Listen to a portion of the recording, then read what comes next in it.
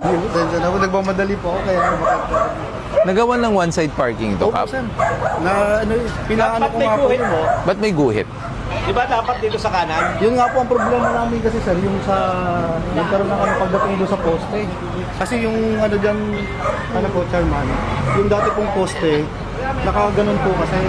Eh, na-request ko po, napalitan na po yung luma po kasi poste namin. Naka-slang po ganyan, kakagilid. Pero,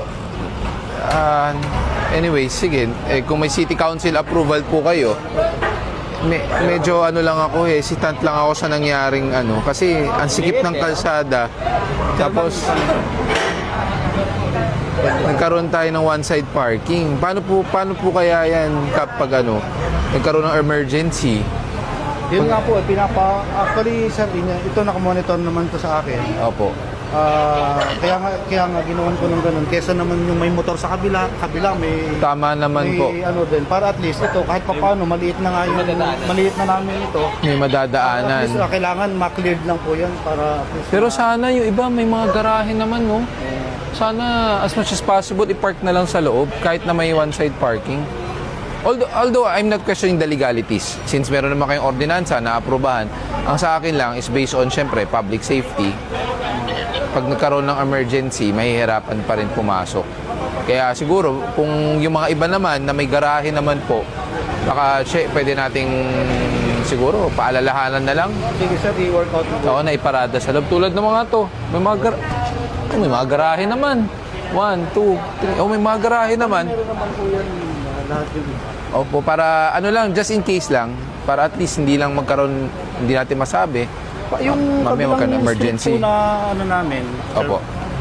kasi doon po sa Negros, dalawa po kaming chairman doon.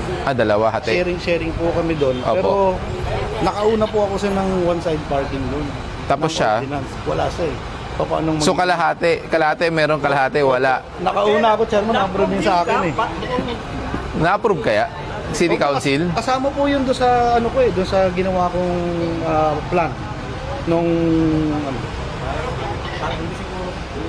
Hindi na ano yun? Pero napatawag na po ako noon, pinaano sa akin nung parang second second hearing pa lang. nung second hearing, inano po ako eh. Parang Okay. pinatawag ako, inano sa akin yung mga ano. Kasi parang may ni-revise po sila doon sa una namin. Opo. Actually matagal po itong ano, meron na po akong naunang side parking. Tapos pina-revise nila. So gumawa po ulit ako ng panibago. Until na ano sa first hearing, second hearing hanggang sa Tapos may ano na po, council. ngayon pupuntahan ko po ngayon 1 o'clock to eh yung Pa-check po natin muna, kasi dapat yan kung may one-side parking, buong kalsada kasi maliit lang yun eh. Pag wala. Yung Negros po malaking kalye. Opo, pero what I mean is, syempre dalawang barangay, dapat consistent yung implementation.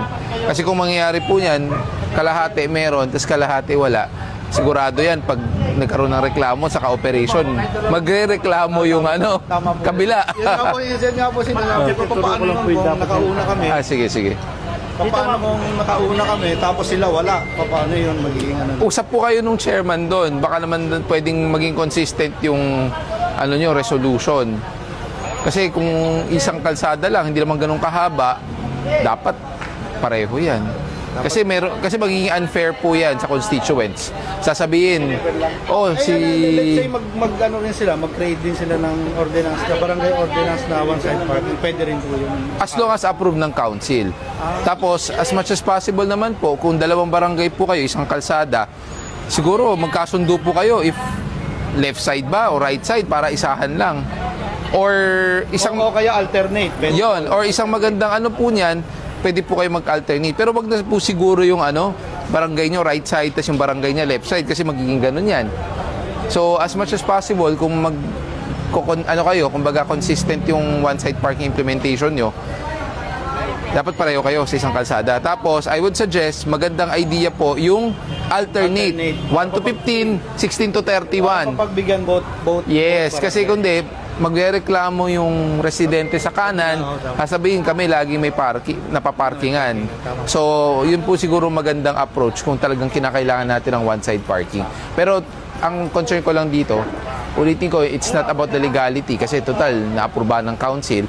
Ang sa akin lang po, due to public safety, mamaya magkaroon ng aberya, mahirap pa rin pumasok. So, I would recommend yung mga may garahe, i-park na lang. Opo. Lalo na paggabi, kasi paggabi, di ba minsan, biglang nagkakaroon ng sunog. Daytime kasi, pwedeng andyan yung driver, makakatakbo. Pero paggabi kasi tulog. Alam mo naman dito sa atin, sa ibang bansa, pwedeng banggain yung nakaharang sa sa fire truck dito. Yung bumbero pang marereklamo. Ganun na lang po, Kap, ha? Thank you, Aba, Chairman. sige po, Kap, Thank you po. sige po, sige po. Salamat po. Salamat po. Pero po, picture lang. Apo. Ay, hello. Ayan. Pakitawag nga yung SCOG. Pakitawag nga yung SCOG. Ang dami kong papalinis dito.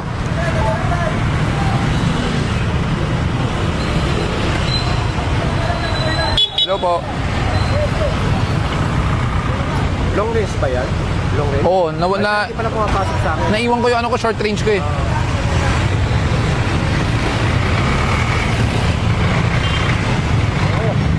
Morning.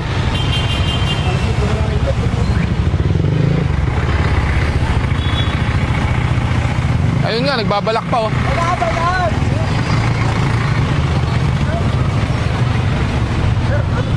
May violation ako. Dito po ako nakuha. Ano po, sir? Illegal parking lang po. Dito lang po. Opo, ticket po. Andiyan naman kayo. Pero na ng license nyo ha? Dito lang, sir. Opo, doon na lang ha? Pasensya, sir. Wala kasi ako karagahan.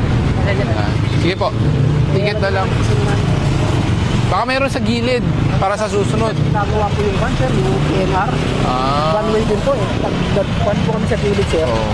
Wala, Magiging sarado. wala kasing parking dito eh. Opo, eh. Mabuhay din, alternate route eh ha? Kaya ho kami po, hindi akong dispensa, sir. Opo, hindi walang problema naman yun boss. Ano lang, yun lang talaga kasi syempre nakaharang tayo. Hindi gano'n natin. Opo. Nakalaki. Ano na lang ha? Ticket na lang po yan. Okay, thank you, thank you. Pakitawag yung scope. Linisin lahat to. Followers. Thank you po. Dito pa ako, baka mauli. Thank you, thank you. Ingat, ingat.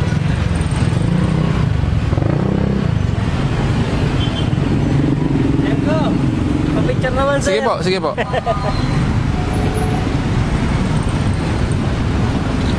Thank you. Thank you, sir. Morning.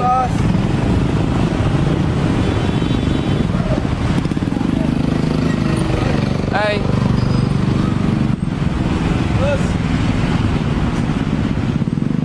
Pumunta sa... Skog, bumaba na nga kayo. Bumaba na muna yung iba dyan para advance na. Makuha natin itong mga nakaharang.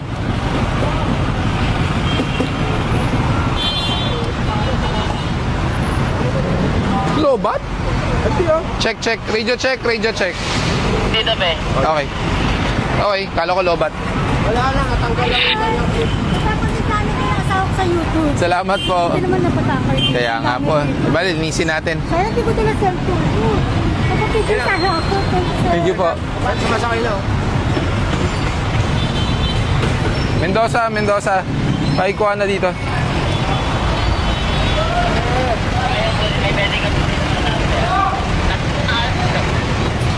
Dito sa akin. Pinagbabawal na technique.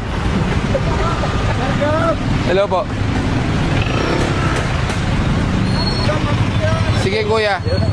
Saglit lang, saglit lang.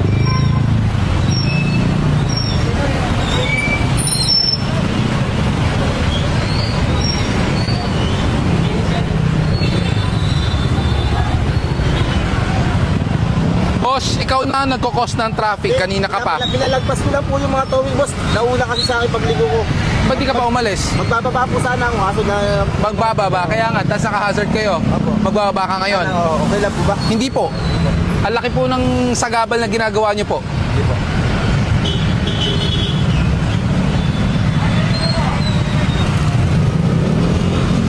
Kanino ba yan? E-bike?